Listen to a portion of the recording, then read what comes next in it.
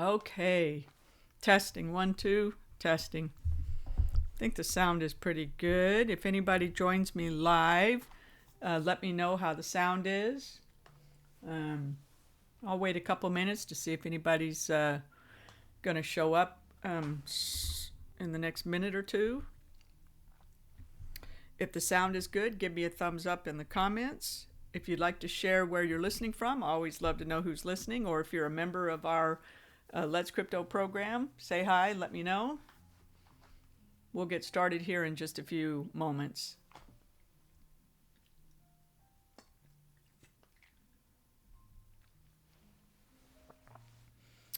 Okie dokie. Well, I'm ready to get started, so I think I will.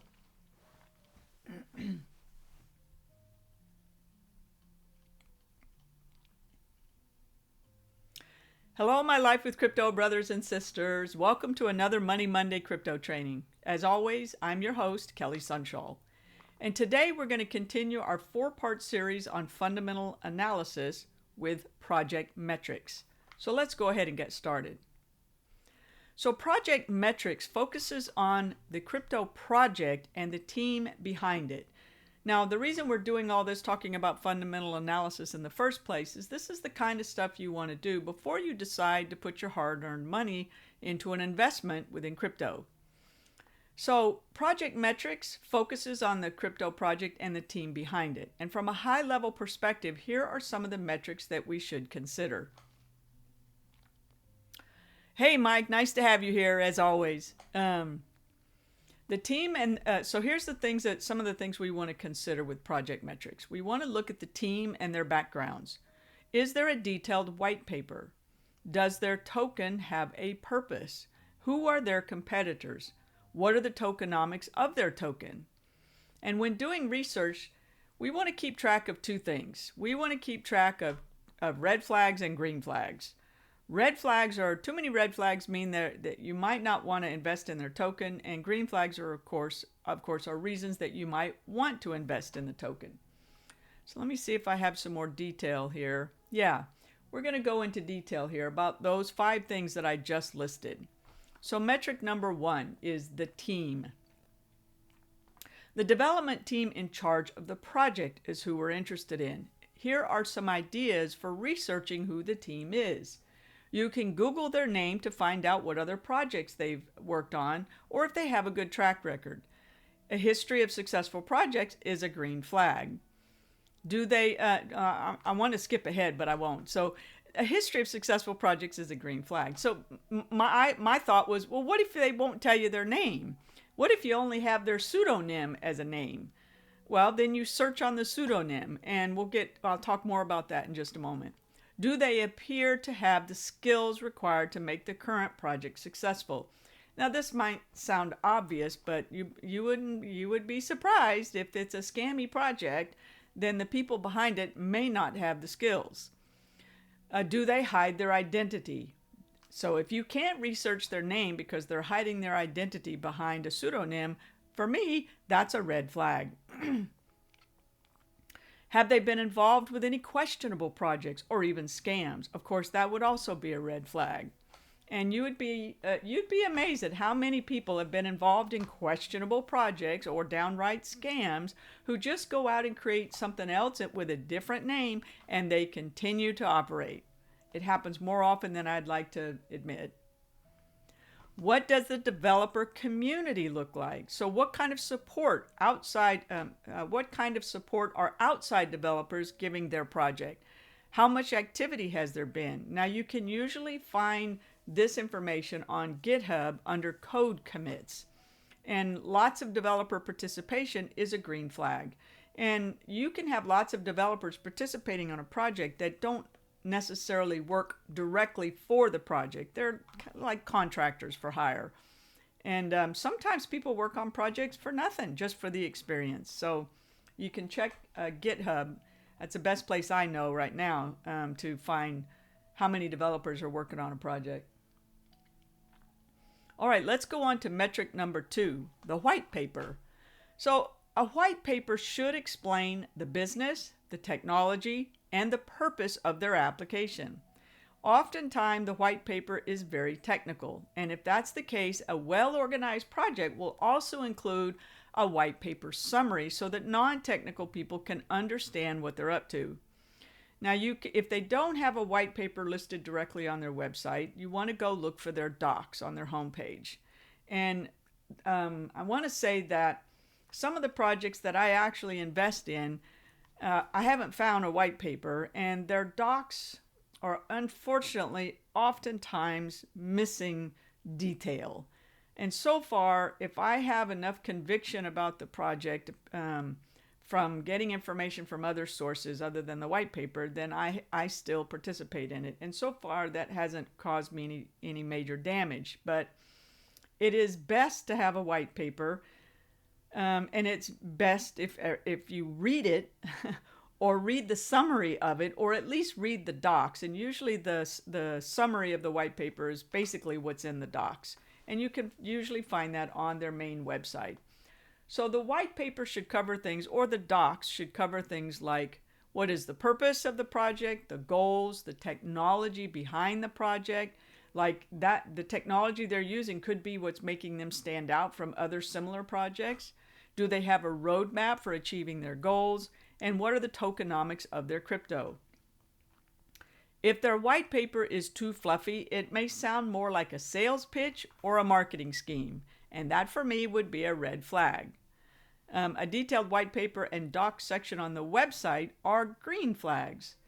I can't tell you, I have read several white papers or versions of a white paper, and I was rather surprised when I started reading it that it looked more like a PowerPoint presentation to a marketing team.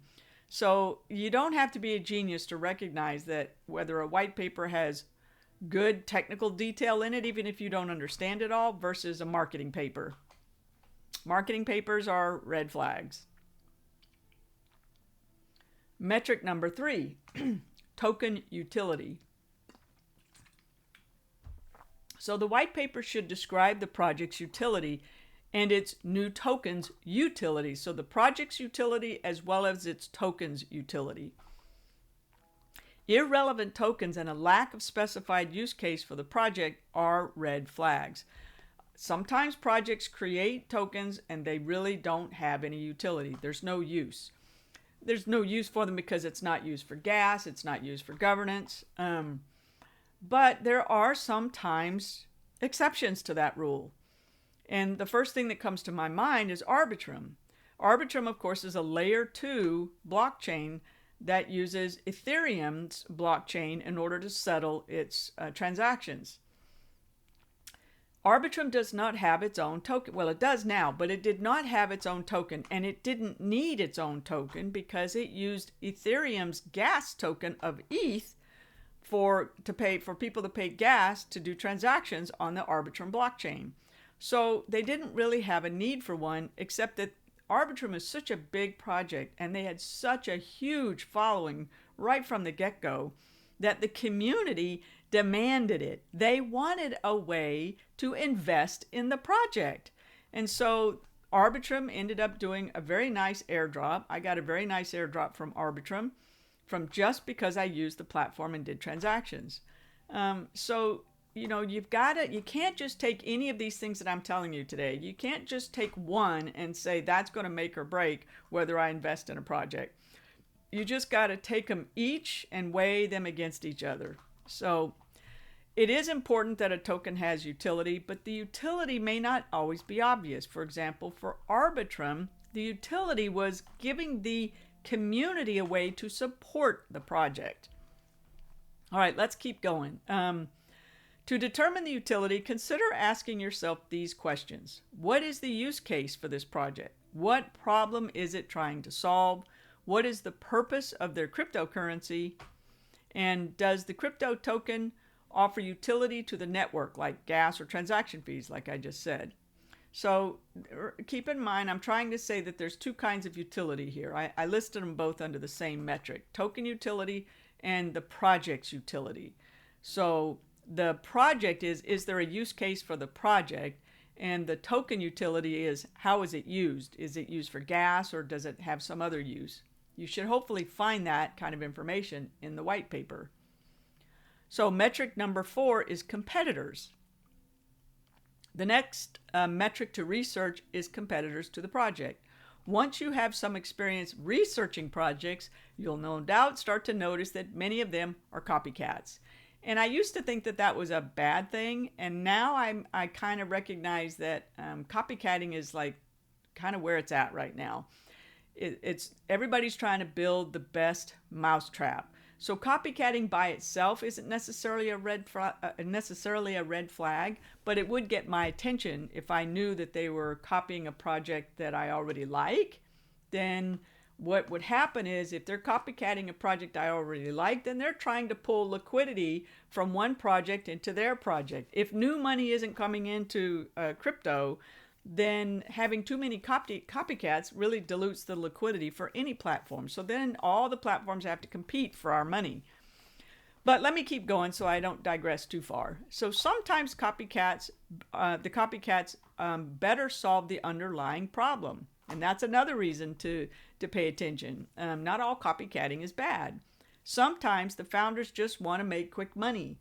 So some copycats are not good because they just want to copy somebody with a successful project and make some money off of it. And some want to copycat another problem but tweak it a little bit so that they're actually solving the problem better. Unfortunately, determining the founder's motivation isn't always easy, which could lead to a rug pull, which is why we just want to be careful about where we put our money. On the other hand, lots of competition might indicate a real problem needing to be solved. As investors, our job is to try and pick the winners and, of course, avoid the losers. One way to identify competitors is to determine the project's narrative. Now, that is something I've talked about in my space multiple times. I did a deep dive into crypto narratives that are hot for 2024. I did that on like January 4th, and I will be doing another deep dive into the narratives that have been successful so far this year and which ones that could potentially be successful for the second half of this year. And I'll be doing that around mid-year, so probably around July, something like that. So metric number 5 is tokenomics.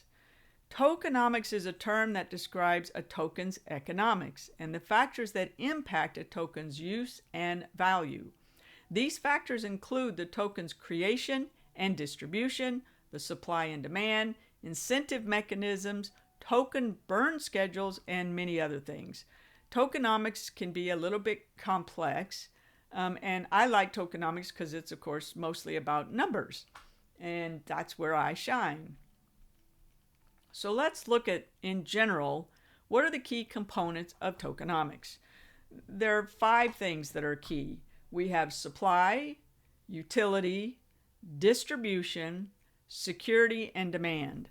I'm only going to cover a little bit about the first 3 here, supply, utility, and distribution, because this would be a much longer training if I try to cover all of them. So we'll get as far as we can, and you'll know more after this training than you did before you started. So well-designed tokenomics is critical to a crypto project's success. Therefore, crypto investors should assess a project's tokenomics before buying it. And well-written white papers should explain the tokenomics of their token. If it doesn't, they may have the information on other documents on their website. If it's not in their white paper, don't give up on them right away. Check around and see if they added that in the docs on the website. Now, here are the most critical factors affecting tokenomics. An unlimited supply of tokens can be a red flag. But remember, by itself, it's not a red flag. But in conjunction with other things, it's maybe an orange flag if they have an unlimited supply. And then it wouldn't become a red flag until you did some research and decided that it's not good for this project. Why do I say that? Because I believe the Ethereum blockchain has unlimited token supply, which is kind of odd. But it works for Ethereum because of the way they do it. And I'm not going to go into details right now because I didn't research how to talk about that today. But unlimited supply for what I'll call POO tokens. These are projects that are have very little liquidity, have very little money behind them, have very little anything behind them. Unlimited token supply is a red flag because they're just trying to print money.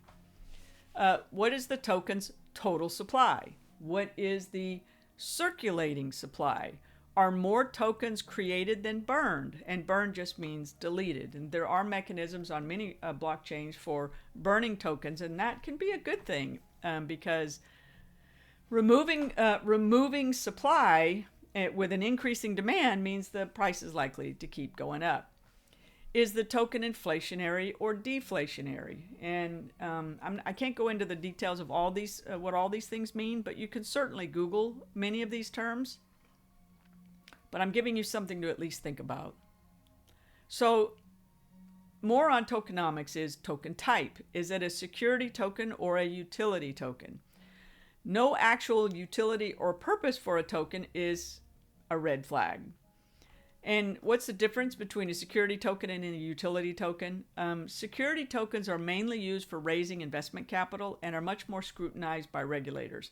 Most of the ones that we trade are utility tokens, and they're used for governance, transaction fees, accessing services, and are much less scrutinized by regulators. Token distribution is something also to be considered. How are the tokens allocated and distributed? And I find this one to be very, very important, and I think it's relatively easy to find the information.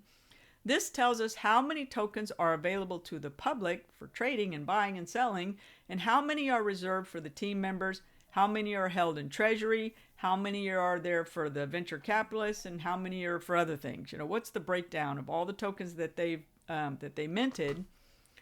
How are they being distributed? That's important to find out.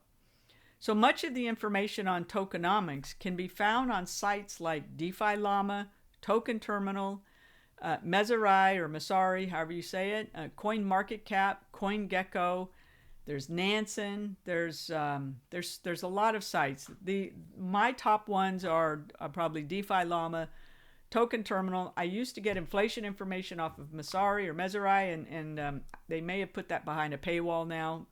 CoinMarketCap and CoinGecko are great places to get a market cap information, and those are free. And there's lots of others, but I do use all the ones I've listed here. So I hope that was helpful to you all. That's it for today's training. I know that was a lot of information, and we didn't do a deep dive into any of it. I just gave you a high-level overview and some potential places where you could start researching. But it is a necessary topic for achieving crypto success and hopefully building a six-figure portfolio. A good fundamental analysis checklist makes the work go much easier, and I do share my system in the Let's Crypto program. And if you're interested in learning more, I am running a Bitcoin halving promo until April 20th. So new members will get $500 off the regular price to the Let's Crypto membership. If you're interested in learning about my program's lifetime access to the Knowledge Center and other perks, please DM me on Facebook or email me at kelly@lifewithcrypto.com. As always, stay curious, keep learning, share your thoughts and questions in the comments, and I'll see you all next week. Bye for now.